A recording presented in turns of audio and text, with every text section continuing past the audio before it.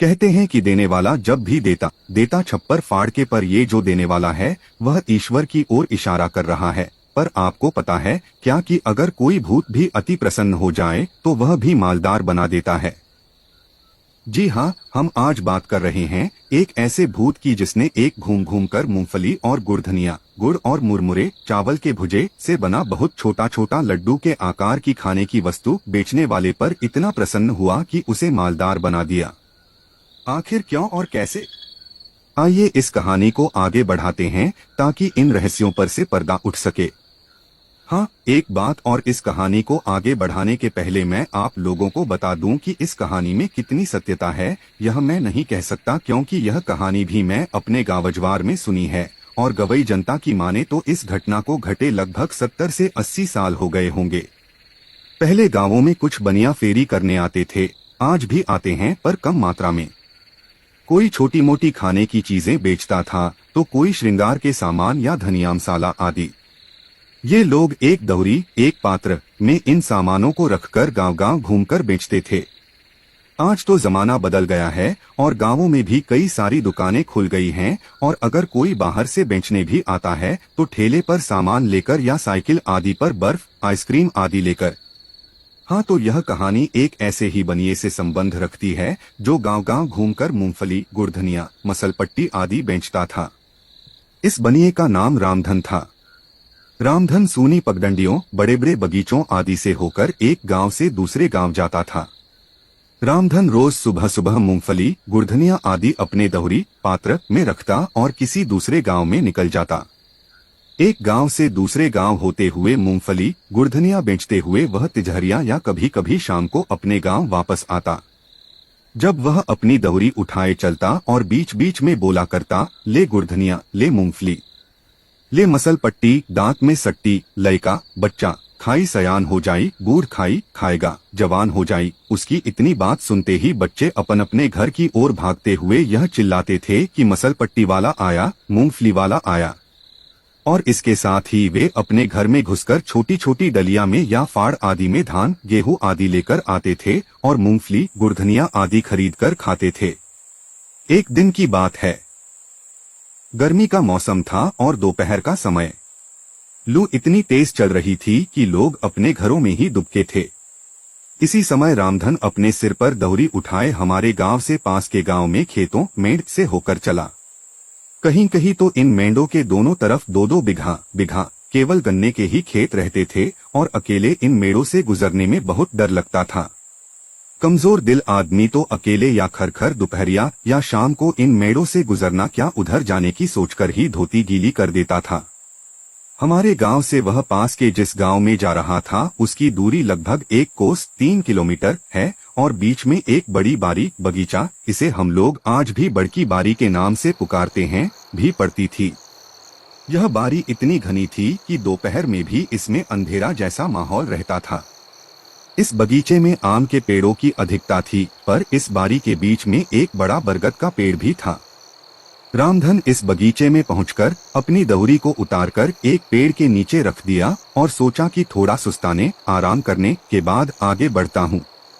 वह वहीं एक पेड़ की थोड़ी ऊपर उठी जड़ को अपना तकिया बनाया और अपने गमछे को बिछाकर आराम करने लगा। उसको पता ही नहीं चला कि कब उसकी आंख लग गई, नींद आ गई। अचानक उसे लगा कि बगीचे में कहीं बहुत तेज आंधी उठी है और डालियों आदि के टकराने से बहुत शोर हो रहा है। वह उठकर बैठ गया और डालियों की टकराहट वाली दिशा में देखा। अरे हाँ, वह जहाँ सोया था वहाँ से कुछ ही दूरी पर 2 पेड़ की डालियां बहुत तेजी से नीचे ऊपर हो रही थीं और कभी कभी इन डालियों के आपस में टकराहट से बहुत डरावनी आवाज भी होती थी। अगर कमजोर दिल आदमी अकेले में यह देख ले तो उसका दिल मुंह में आ जाए, पर रामधन को तो यह आदत थी। वह मन ही मन सोचा कि शायद भूत आपस में झगड़ा कर रहे हैं या कोई खेल खेल रहे हैं। वह डरने वालों में से नहीं था। वह वहीं लेटे लेटे इन भूतों की लड़ाई का आनंद लेने लगा, पर उसे कोई भूत दिखाई नहीं दे रहा था। बस हवा ही उन पेड़ों के पास बहुत ही डरावनी और तीव्र बह रही थी। रामधन के लिए भूतों की लड़ाई या खेल आम बात थी। उसे बराबर सुनसान रास्तों, झाड़ियों, घने घने बगीचों आदि से होकर अकेले जाना पड़ता था। अगर वह डरने लगे तो उसका धंधा ही चौपट हो जाए। उसका पाला बहुत बार भूत प्रेत चुड़ैलों आदि से पड़ा था, पर किसी ने उसका कुछ नहीं बिगाड़ा था। वह अपने आप को बहुत बहादुर समझता था और इन भूत प्रेतों को आम इंसान से ज्यादा तवज्जो नहीं देता था। रामधन ने लेटे लेटे ही अचानक देखा कि एक बड़ा ही भयंकर और विशालकाय प्रेत इस पेड़ से उस पेड़ पर क्रोधित होकर कूद रहा है, और इसी कारण से उन दोनों पेड़ की डालियां बहुत वेग से चरमर की आवाज करते हुए नीचे ऊपर हो रही हैं। रामधन को और कुतूहल हुआ और अब वह और सतर्क होकर उस भूत को देखने लगा। अरे, रामधन को लगा कि अभी तो यह प्रेत अकेले था, अब यह दूसरा कहां से आ गया। अच्छा, तो यह बात है। अब रामधन को सब समझ में आ गया। दरअसल बात यह थी कि यहाँ भूतों का खेल नहीं, भयंकर झगड़ा चल रहा था। वह बड़ा भूत उस दूसरे भूत को पकड़ने की कोशिश कर रहा था, पर कामयाब नहीं हो रहा था और इसी गुस्से में डालियों को भी तोड़ मरोड़ रहा था। अरे, अब तो रामधन को और मजा आने लगा था, क्योंकि भूतों की संख्या बढ़ती जा रही थी। अभी तक जो ये भूत अदृश्य थे, अब एक एक करके दृश्य होते जा रहे थे। और रामधन के लिए सबसे बड़ी बात यह थी कि आज तक उसका पाला जितने भूत प्रेत चुड़ैलों आदि से पड़ा था, उनमें काफी समानता थी, पर आज जो भूत प्रेत एक एक कर प्रकट हो रहे थे, उनमें काफी असमानता थी। वे एक से बढ़कर एक विकराल थे। किसी किसी की सूरत तो बहुत ही डरावनी थी। रामधन को एक ऐसी भूतनी भी दिखी जिसके 2 सिर और 3 पैर थे। उसके नाक नहीं थे और उसकी आंख भी एक ही थी, और वह भी मुंह के नीचे। रामधन अब उठकर बैठ चुका था और अब भूतों के लड़ने की प्रक्रिया भी बहुत तेज हो चुकी थी। भूत एक दूसरे के जान के प्यासे हो गए थे। इन भूतों की लड़ाई में कई डालियां भी टूट चुकी थीं और उस बगीचे में बवंडर उठ गया था। अंत में रामधन ने देखा कि एक विकराल बड़े भूत ने एक कमजोर भूत को पकड़ लिया है और बेधासा उसे मारे जा रहा है। अब धीरे धीरे करके भूत अदृश्य भी होते जा रहे थे। अब वहाँ वही केवल 3 टांग वाली भूतनी ही बची थी, और वह भयंकर विकराल भूत। अब रामधन भी उठा, क्योंकि इन भूतों की लड़ाई में लगभग उसके 1 घंटे निकल चुके थे। रामधन ने जो ही अपनी दौरी उठाना चाहा, वह उठ ही नहीं रही थी। रामधन को लगा कि अचानक यह दौरी इतनी भारी क्यों हो गई। उसने दोबारा कोशिश की और फिर दोबारा, पर दौरी उठी नहीं। वह पसीने से पूरा नहा गया और किसी अनिष्ट की आशंका से कांप गया।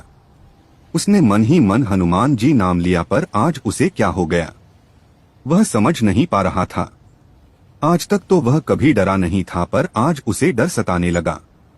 उसके पूरे शरीर में एक कंपकंपी सी उठ रही थी और उसके सारे रोए तीर जैसे एकदम खड़े हो गए थे। अचानक उसे उस बगीचे में किसी के चलने की आवाज सुनाई दी। ऐसा लग रहा था कि कोई मदमस्त हाथी की चाल से उसके तरफ बढ़ रहा है। रामधन को कुछ दिख तो नहीं रहा था, पर ऐसा लग रहा था कि कोई उसकी ओर बढ़ रहा है। उसके पैरों के नीचे आकर सूखी पत्तियां चरमर कर रही थीं। अब रामधन ने थोड़ा हिम्मत से काम लिया और भागना उचित नहीं समझा। उसने मन ही मन सोचा कि आज जो कुछ भी हो जाए, पर वह यहाँ से भागेगा नहीं। अचानक उस दैत्याकार अदृश्य प्राणी के चलने की आवाज थम गई। अब रामधन थोड़ा और हिम्मत करके चिल्लाया, कौन है? कौन है? जो कोई भी है, सामने क्यों नहीं आता है? अब सब कुछ स्पष्ट था, क्योंकि एक विकराल भूत, शायद यह वही था जो दूसरे भूत को मार रहा था, रामधन के पास दृश्य हुआ, पर एकदम शांत भाव से। अब वह गुस्से में नहीं लग रहा था। रामधन ने थूक घोंट कर कहा, कौन हो तुम और क्या चाहते हो? क्यों मुझे परेशान कर रहे हो? मैं डरता डिस्कसिस। वह विकराल भूत बोला, डरो मत, मैं तुम्हें डराने भी नहीं आया हूँ। मैं यहाँ का राजा हूँ राजा, और मेरे रहते किसी के डरने की आवश्यकता नहीं। अगर कोई डराने की कोशिश करेगा तो वही हसर करूंगा जो उस कलमुनिया भूत का किया। अब रामधन का डर थोड़ा कम हुआ और उसने उस भूत से पूछ बैठा, क्या किया था उस कलमुनिया भूत ने? वह विकराल भूत हंसा और कहा, वह कलमुनिया काफी दिनों से इस ललमुनिया 3 टंगरी को सता रहा था। मैंने उसे कई बार चेतावनी दी, पर समझा ही नहीं, और हद तो आज तब हो गई जब उसने कुछ भूत प्रेतों को एकत्र करके मुझ पर हमला कर दिया। सबको मारा मैंने और दौड़ा दौड़कर मारा। रामधन ने अपनी जान बचाने के लिए उस भूत की चमचागिरी में उसकी बहुत प्रशंसा की और बोला, तो क्या अब मैं जाऊं? हाँ जाओ, पर जाते जाते कुछ तो खिला दो, बहुत भूख लगी है और थक भी गया हूँ, उस विकराल भूत ने कहा। रामधन ने उस भूत से अपना पीछा छुड़ाने के लिए थोड़ा गुड़धनिया निकालकर उसे दे दिया। गुड़धनिया खाते ही वह भूत रामधन से विनीत भाव में बोला कि थोड़ा और दो ना, बहुत ही अच्छा है। मैं भी बचपन में बहुत गुड़धनिया खाता था। रामधन ने कहा कि नहीं नहीं, अब नहीं मिलेगा, सब तू ही खा जाओगे तो मैं बेचूंगा क्या। भूत ने कहा कि बोलो कितना हुआ, मैं ही खरीद लेता हूँ। रामधन को अब थोड़ी लालच आ गई, क्योंकि उसने सुन रखा था कि इन भूत प्रेतों के पास अपार संपत्ति होती है, अगर किसी पर प्रसन्न हो गए तो मालामाल कर देते हैं। अब रामधन ने दौरी में से थोड़ा और गुड़धनिया निकालकर उस भूत की ओर बढ़ाते हुए बोला कि अब पैसा दो तो यह दौरी का पूरा सामान तुझे दे दूंगा।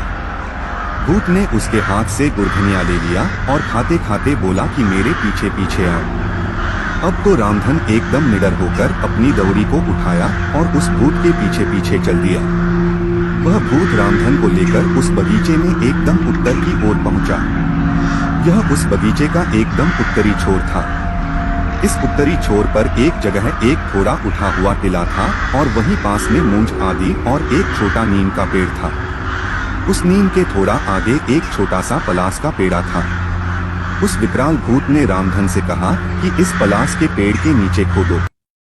रामधन ने कहा कि मेरे पास कुछ खोदने के लिए तो है ही नहीं, तुम ही खोदो। रामधन की बात सुनकर वह भूत आगे बढ़ा और देखते ही देखते वह और विकराल हो गया। उसके नख खुरपों की तरह बड़े हो गए थे और इन्हीं नखों से वह उस पलास के पेड़ के नीचे लगा खोदने। खोदने का काम ज्यों ही खत्म हुआ त्यों ही रामधन ने उस गड्ढे में झांक कर देखा। उसे उस गड्ढे में एक बटुला दिखाई दिया। अब तो वह बिना कुछ सोचे समझे उस गड्ढे में प्रवेश करके उस बटुले को बाहर निकाला। बटुला बहुत भारी था। उसने बटुले के मुख पर से ज्यों की ढक्कन हटाया, उसकी आंखें खुली की खुली रह गईं, क्योंकि बटुले में पुराने चांदी के सिक्के थे। वह बहुत प्रसन्न हुआ और अपने दौरी में का सारा सामान वहीं गिरा दिया और भूत को बोला कि सब खा जाओ। भूत खाने पर टूट पड़ा और इधर रामधन ने उस बटुले का सारा माल अपने दौरी में रखा और उसे ढनकर तेजी से अपने गांव की ओर चल पड़ा। गांव में पहुंचने के एक ही हफ्ते बाद ऐसा लगा कि रामधन की लॉटरी लग गई हो। उसने अपने मढ़ी के स्थान पर लिंटर बनवाना शुरू किया और धीरे धीरे करके मूंगफली और गुड़धनिया बेचने का धंधा बंद कर दिया। सही कहा गया है कि देने वाले भूत जी जब भी देते देते छप्पर भाड़कर। अगर आपको यह वीडियो पसंद आया हो तो लाइक, सब्सक्राइब, शेयर करें। धन्यवाद।